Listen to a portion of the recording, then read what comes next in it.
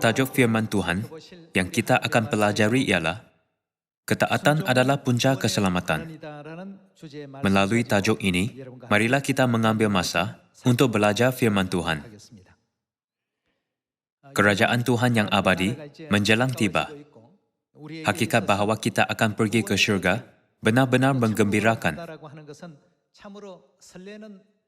Namun, ada orang yang tidak akan menyertai keselamatan, dan ada orang yang menyertainya. Perkara yang paling penting adalah sama ada kita mentaati Tuhan.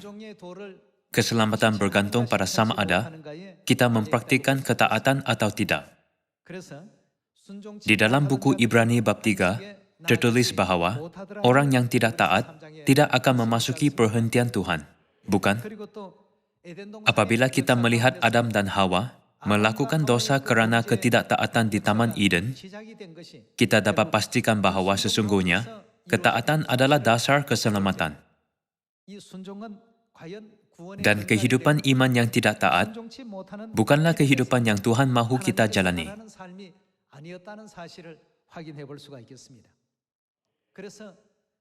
Apakah ciri utama Satan? Menghasut orang untuk tidak mentaati Tuhan. Syaitan selalu menghasut orang untuk mengingkari firman Tuhan. Dia membuatkan orang menentang kehendak dan melawannya. Ini apa yang berlaku di dunia malaikat di syurga juga. Kita ditipu oleh Syaitan dan berdiri di sisi ketidaktaatan. Jadi kita dibuang dari syurga. Kita berdosa di syurga dan datang ke bumi ini. Apakah dosa menurut buku 1 Yohanes bab 3 ayat 4? Dosa ialah ketidaktaatan. Di dalam buku 1 Yohanes bab 3 ayat 4 tertulis, dosa ialah pelanggaran hukum. Kalau begitu, apakah pelanggaran hukum? Ketidaktaatan. Dosa bermula dari ketidaktaatan, bukan dari perkara lain. Syaitan merayau-rayau sebagai roh ketidaktaatan dan mencerobohi orang yang mempunyai iman lemah dan yang senang dimasuki. Dia yang mengetahui jalan keselamatan kita dengan paling baik ialah Tuhan. Sebab itulah Rasul Yohanes memberitahu kita bahawa kita dapat pergi ke kerajaan syurga apabila kita mengikut anak domba ke mana sahaja dia pergi. Di sini, mengikut bermaksud mentaati semua ajaran dan firman Tuhan, bukan?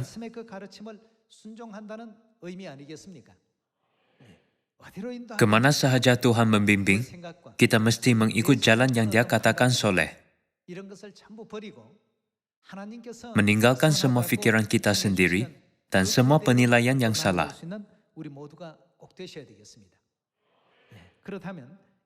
Mengenai ketaatan dan ketidaktaatan, ketaatan ialah ajaran yang Tuhan tunjukkan teladan. Dan ketidaktaatan ialah jalan kehidupan iman yang Syaitan galakkan serta mahu. Kehidupan iman untuk mengikut Syaitan dan ajaran-ajarannya mendatangkan ketidaktaatan pada akhirnya. Namun, kehidupan iman untuk mengikut Kristus menghasilkan ketaatan yang indah. Hari ini, marilah kita pastikan ini melalui Alkitab. Marilah melihat buku Efesus bab 2. Buku Efesus bab 2 ayat 1. Kamu dahulu sudah mati karena pelanggaran-pelanggaran dan dosa-dosamu. Kamu hidup di dalamnya. Karena kamu mengikuti jalan dunia ini. Karena kamu mentaati penguasa kerajaan angkasa, yaitu roh yang sekarang sedang bekerja di antara orang-orang durhaka.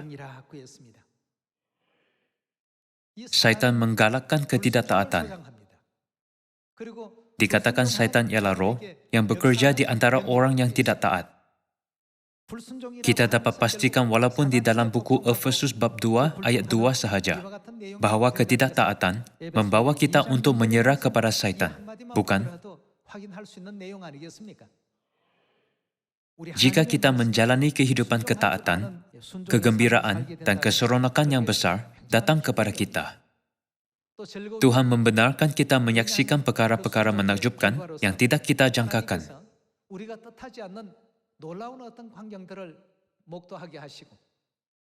Melalui itu, Tuhan membuka jalan agar kita mempunyai iman yang kuat dan pengharapan surga.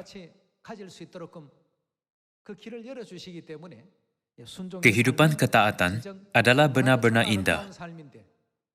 Namun, Satan menghasut ketidaktaatan bahkan di Taman Eden pun. Pada mulanya, Adam dan Hawa mentaati Tuhan.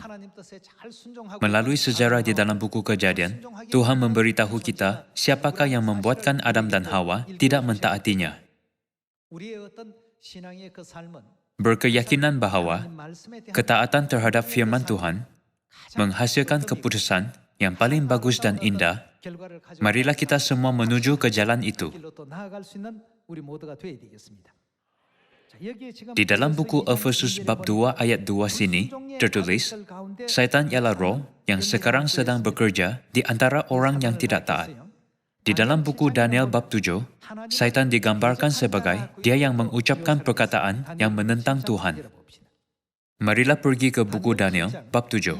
Buku Daniel bab 7 ayat 25. Ia akan melakukan apa? Ia akan mengucapkan perkataan yang menentang Yang Maha Tinggi. Dia tidak mentaati kehendak Tuhan, tetapi mengucapkan perkataan yang menentang kehendak kudusnya dan akan menganiaya orang-orang kudus milik Yang Maha Tinggi. Ia berusaha untuk mengubah waktu dan hukum. Dia mengubah semua kebenaran, yaitu hukum kehidupan yang kudus yang Tuhan tetapkan demi keselamatan kita. Sekarang, siapakah yang melakukan kerja ini? Dia yang mengucapkan perkataan yang menentang Tuhan Yang Maha Tinggi. Siapakah dia? Dia ialah roh jahat, yaitu iblis yang dipanggil Syaitan. Di dalam buku Efesus bab 2, tertulis bahwa roh jahat ini sedang bekerja di antara orang yang tidak taat. Apabila roh jahat bekerja dalam seseorang, orang itu pasti tidak mentaati Tuhan. Ini ialah fenomena yang sangat unik di dunia rohani. Orang yang tidak mentaati Tuhan berpegang pada fikiran dan kedegilan mereka sendiri. Tuhan membimbing kita ke jalan yang paling bagus dan indah. Sudah pun melihat kesudahan dari permulaan. Semasa mengikut Tuhan, kadangkala ada sungai, laut, gunung, padang, dan jalan yang kasar juga. Jadi sesetengah orang berkata, saya tidak mahu pergi ke jalan itu. Saya mahu pergi ke jalan yang lebih selesa, seperti jalan berbunga. Syaitan pandai menggoda seperti itu. Adakah Adam dan Hawa tidak mempunyai iman? Apabila Tuhan mencipta Adam dan Hawa, berkata, baiklah kita menjadikan manusia menurut gambar kita. Dia sangat gembira dan berkata bahwa ia amat bagus. Namun, Adam dan Hawa bertemu dengan roh ketidaktaatan. Dan apakah yang berlaku? Semua firman Tuhan terpadam dari fikiran mereka. Dan apakah yang mula mereka lakukan? Ketidaktaatan mula kelihatan seperti jalan yang lebih baik. Dan perasaan seperti itu mula mengawal fikiran mereka. Dalam erti kata lain, roh ketidaktaatan mula bekerja. Kemudian, mereka menghulurkan tangan ke arah buah pokok pengetahuan tentang yang baik dan yang jahat yang Tuhan beritahu mereka agar jangan makan. Ia kelihatan elok untuk dimakan dan sedap, serta menarik hati juga kerana memberikan pengertian. Ini ialah titik permulaan untuk menurunkan dosa kepada semua manusia, bukan? Kalian semua, ketaatan adalah sangat mulia dan indah. Ketaatan terhadap apa? Ketaatan terhadap firman Tuhan. Kita mesti selalu melihat kepada Tuhan, berfikir, apakah firman yang Tuhan berikan mengenai ini? Apakah arah yang Tuhan cadangkan pada masa ini? Sebab itulah Alkitab menjelaskan ketaatan satu orang dan ketidaktaatan satu orang sebagai ajaran teras dalam keseluruhan bab buku Roma bab 5.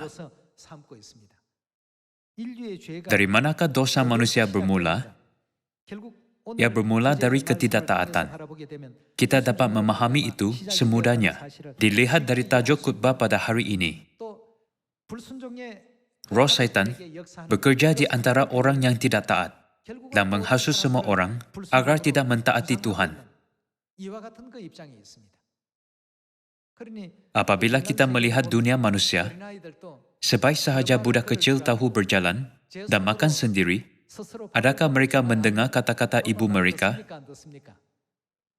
Tidak, mereka tidak mendengar. Apabila ibu meminta mereka, jangan pergi ke tempat yang bahaya, apakah yang mereka lakukan? Mereka pergi ke sana lebih lagi. Ibu tahu bahawa mereka akan terjatuh dan luka jika mereka pergi ke tempat tinggi. Jadi memberitahu mereka, jangan memanjat tempat yang tinggi. Kemudian peliknya, mereka benar-benar pandai melakukan sesuatu yang diminta jangan lakukan. Memandangkan Syaitan mengetahui sifat manusia, dia sentiasa bekerja melalui itu. Syaitan bekerja di antara orang yang tidak taat. Dia mencari orang yang tidak taat. Kalian semua, kita didorong oleh Roh Kudus. Jadi kita mesti menjalani kehidupan iman yang mentaati Tuhan pada bila-bila masa, di mana-mana, tidak kira apakah yang dilakukan, kita mesti selalu mentaati Dia. Jika Tuhan berkata, lakukan ini, kita hanya perlu melakukan ini. Dan jika Dia berkata, lakukan itu, kita hanya perlu melakukan itu. Kemudian, apabila menamatkan kehidupan Injil dan mengimbasnya kembali, kita akan sadar bahawa kita telah menjalani jalan yang paling indah. Marilah pergi ke buku Roma, bab 5, ayat 19. Jadi sama seperti oleh ketidaktaatan satu orang, semua orang telah menjadi orang berdosa. Satu orang di sini ialah Adam, betul? Sama ada isteri atau ular yang menggodanya, satu orang, yaitu Adam, makan dari pokok pengetahuan tentang yang baik dan yang jahat yang Tuhan larang untuk makan. Ketidaktaatan bekerja di dalam dia dan membimbingnya ke ketidaktaatan. Jadi sama seperti oleh ketidaktaatan satu orang, semua orang telah menjadi orang berdosa. Demikian pula oleh ketaatan satu orang, semua orang menjadi orang benar. Di sini dikatakan oleh ketaatan satu orang. Satu orang ini menandakan Yesus, betul? Adam menurunkan benih maut kepada semua manusia melalui ketidaktaatan. Tetapi Yesus Kristus menyebarkan benih kehidupan kepada semua manusia melalui ketaatan. Seperti ini, ketaatan dan ketidaktaatan ialah teras ke semua 66 buah buku Alkitab. Dalam sejarah Taman Eden juga, ada ketaatan dan ketidaktaatan. Dan juga, dalam kehidupan Abraham, selalu ada dua teras ini, ketaatan dan ketidaktaatan. Sama juga dengan kita, yang berjalan ke arah kerajaan syurga. Satu orang selalu hidup menurut firman Tuhan, sama ada ia hal yang kecil atau besar. Seorang lagi selalu merungut, bersungut, dan berasa geram di satu penjuru hatinya, walaupun dia kelihatan seperti bekerja. Dia bekerja bersama. Tetapi apabila kita melihat dunia batinnya, tiada kegembiraan sama sekali dalam hatinya. Tuhan akan memisahkan domba dan kambing pada hari terakhir. Domba dan kambing bukan berada di tempat berbeza. Tuhan meletakkan kedua-duanya di kandang yang sama dan memisahkan mereka, domba di kanan dan kambing di kiri. Mudahnya, domba yang taat dan kambing yang tidak taat mungkin hidup di tempat yang sama sehingga akhir.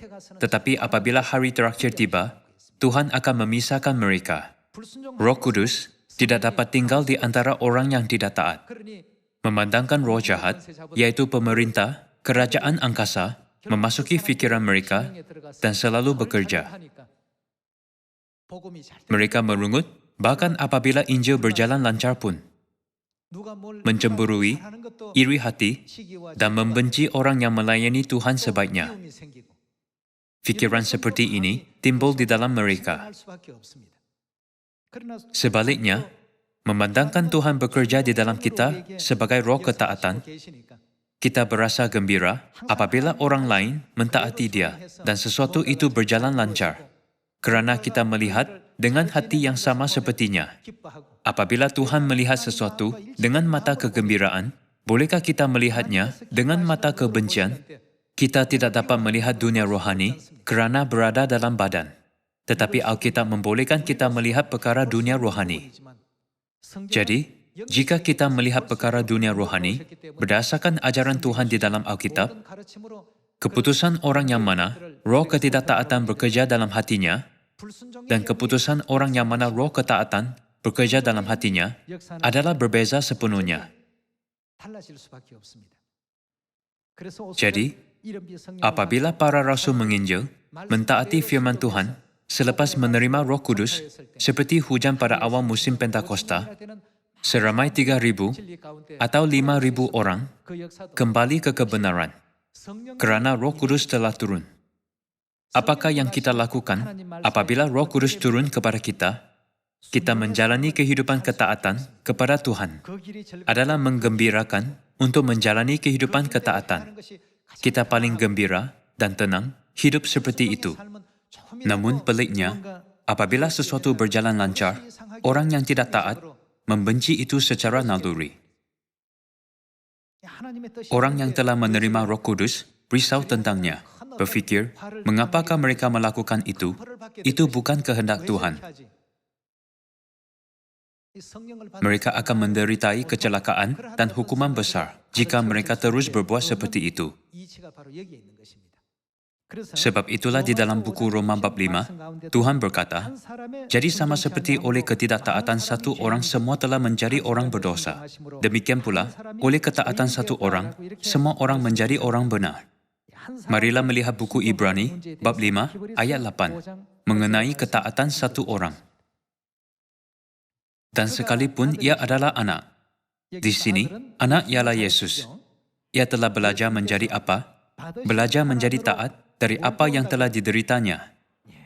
Yesus ialah Tuhan.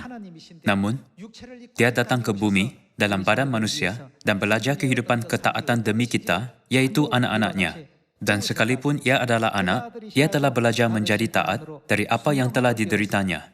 Apabila Dia belajar menjadi taat, apakah yang berlaku? Dan sesudah Ia mencapai kesempurnaannya, jika kita tidak taat, kita kekal tidak sempurna, tidak lengkap, penuh kecacatan dan tompok-tompok. Dan tidak dapat menanti-nantikan hari Tuhan datang serta tidak dapat menerimanya.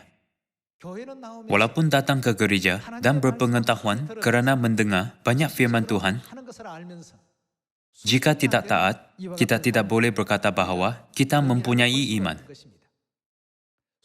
Iman seseorang adalah sebanyak yang dia taati. Bahagian yang dia tidak taat adalah di luar dunia iman. Apabila anda melihat betapa banyaknya seseorang itu taat, tidak menjadi masalah untuk anda berfikir betapa banyaknya dia percaya. Marilah melihat bab 5, ayat 8 sekali lagi. Dan sekalipun ia adalah anak, ia telah belajar menjadi taat dari apa yang telah dideritanya, dan sesudah ia mencapai kesempurnaannya, ia menjadi apa? Ia menjadi pokok keselamatan yang abadi bagi semua orang yang taat kepadanya. Bagaimanakah kita dapat menerima keselamatan? Melalui ketaatan. Ketaatan kepada siapa? Ketaatan kepada Tuhan. Kita mungkin salah faham bahawa ketaatan ialah hanya mengikut pemimpin tertentu yang berada dalam kebenaran dalam masa yang lama. Itu tidak betul.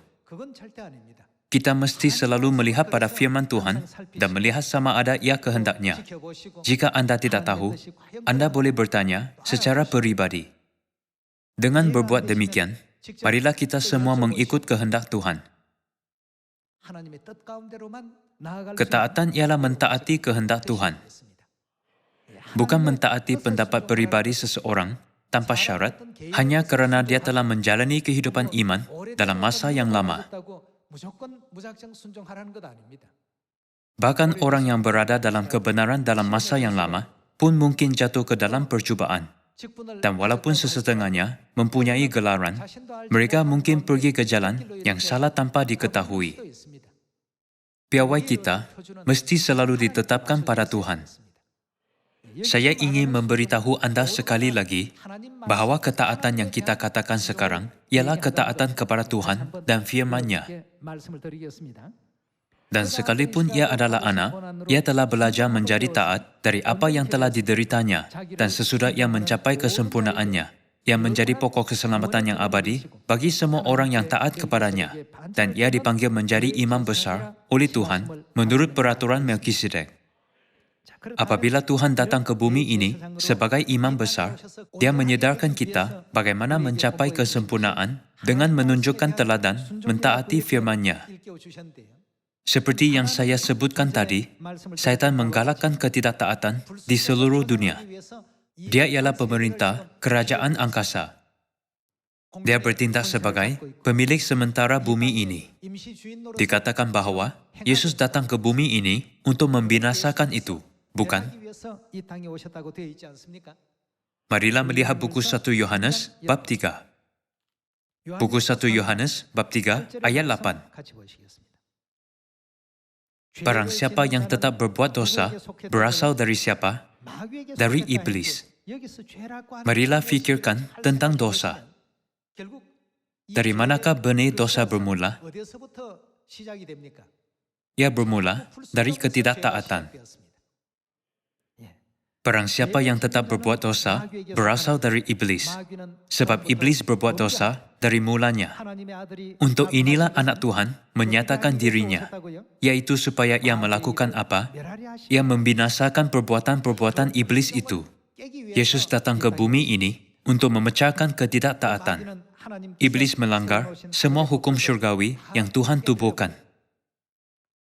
Dia tidak taat dan menggoda malaikat-malaikat syurgawi untuk tidak mentaati Tuhan. Menggoda mereka untuk menentang Dia dan mengikut kehendak-Nya sendiri. Sebab itulah Dia dibuang ke bumi ini pada akhirnya.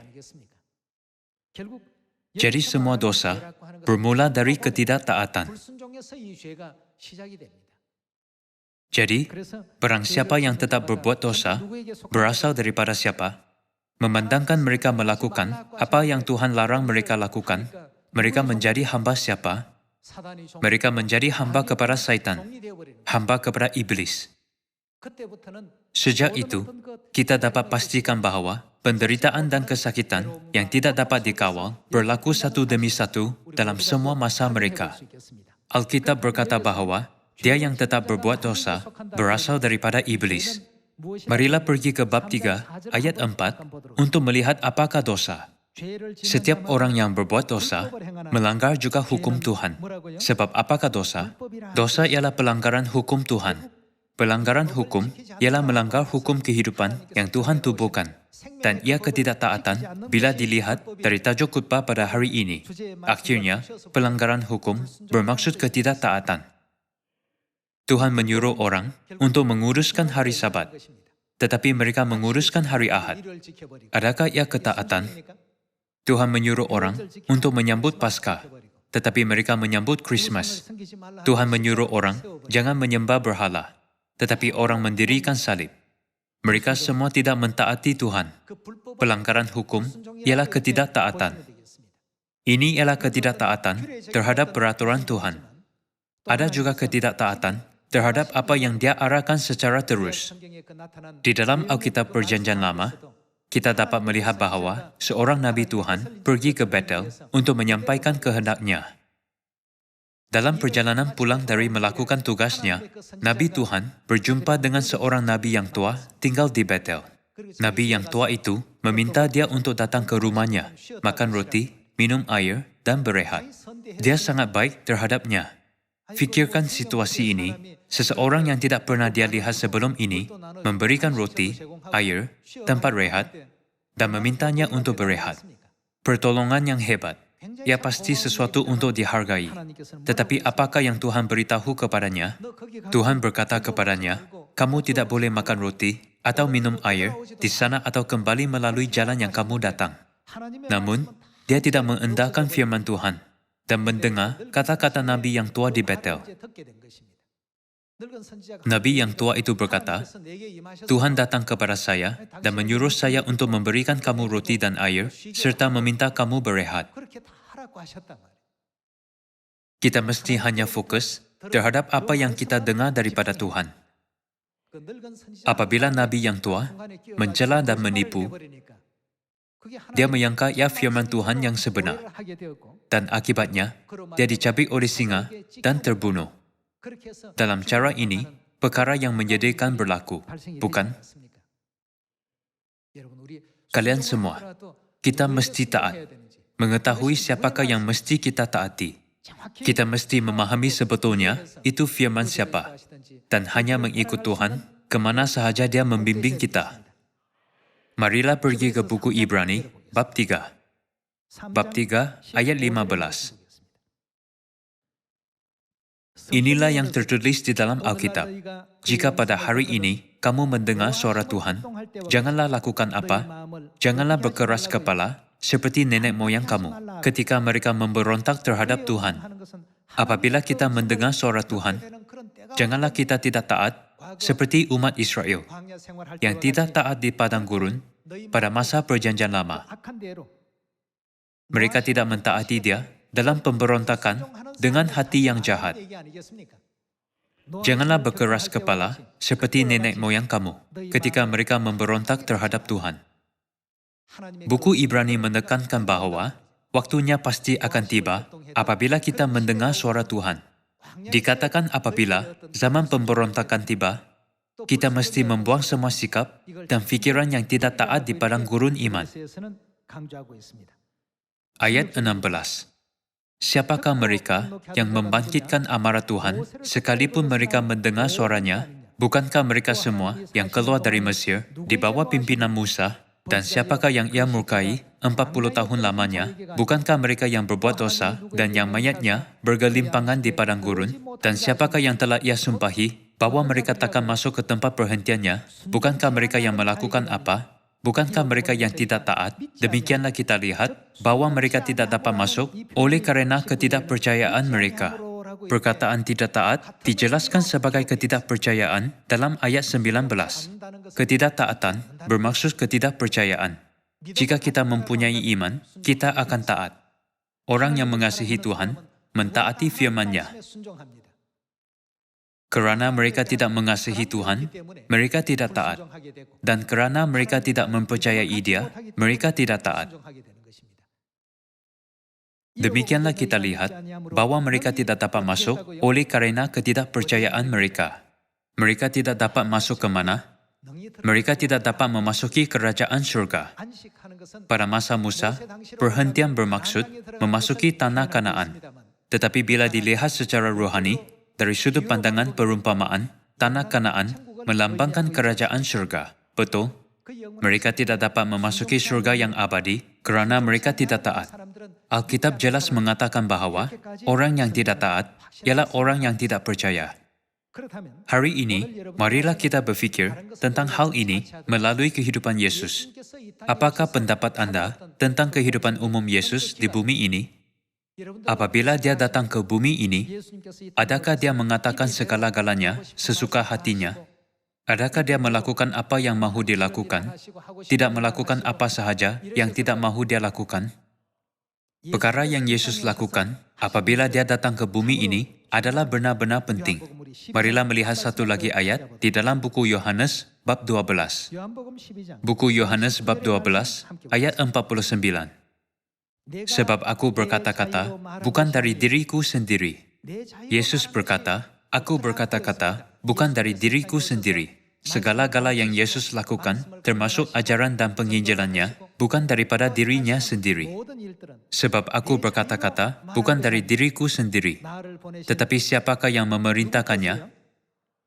Tetapi Bapa yang mengutus aku, Dialah yang memerintahkan aku untuk mengatakan apa yang harus aku katakan dan aku sampaikan. Dia mengucapkan firman yang diberikan oleh Bapa dan mengajarkan segala-gala yang Bapa perintahkan kepadanya. Yesus berkata, aku bukan mengatakan fikiran dan penilaianku sendiri. Bapa-Ku di syurga mengajarku apa yang harus aku katakan dan apa yang harus aku ajarkan. Kalian semua, apabila kita menginjil kepada orang, Adakah kita menginjilkan fikiran dan pendapat kita sendiri? Apabila kita menginjil, kita menginjilkan firman siapa? Kita menginjilkan ajaran-ajaran Tuhan. Di sini, kita dapat pastikan bahwa kehidupan yang Yesus Kristus jalani bukan kehidupan menurut kemahuan Dia sendiri, tetapi ia kehidupan untuk mentaati semua ajaran, firman, dan kehendak Tuhan. Kita mesti memasuki kerajaan surga yang abadi. Untuk itu, kita mesti mempunyai iman yang taat, bukan hati yang tidak taat seperti umat Israel, yang tidak mentaati Tuhan dan merungut serta bersungut di padang gurun selama 40 tahun. Janganlah membiarkan roh ketidaktaatan memasuki, tetapi mesti membiarkan roh ketaatan Kristus tinggal di dalam kita, agar kita dapat pergi ke mana sahaja Dia membimbing dan menunjukkan kemuliaan Bapa, kemuliaan Ibu, serta kemuliaan kerajaan surga sebagai anak-anak Sion.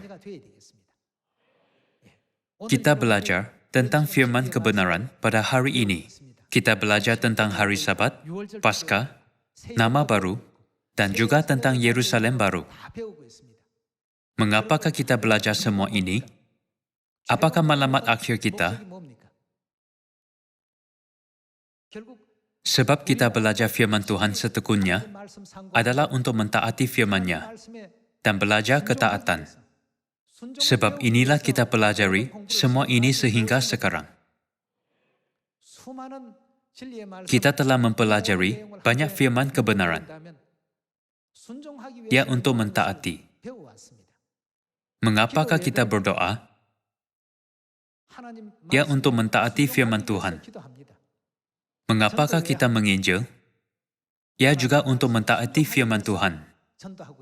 Ada dua jalan dalam kehidupan kita, jalan ketaatan dan jalan ketidaktaatan. Ada orang yang pergi ke jalan surga, di mana ada keamanan abadi, dan ada orang yang pergi ke jalan neraka, di mana ada lautan api yang abadi. Kita mesti menjalani kehidupan ketaatan yang indah, agar pintu surga yang abadi dapat dibuka luas dalam kehidupan kita. Saya berharap kita akan tiba di kerajaan surga yang abadi dengan memiliki iman indah dan bagus untuk mengikut anak domba, yaitu roh dan pengantin perempuan, ke mana sahaja mereka membimbing kita. Dengan ini, saya tamatkan firman hari ini. Terima kasih banyak.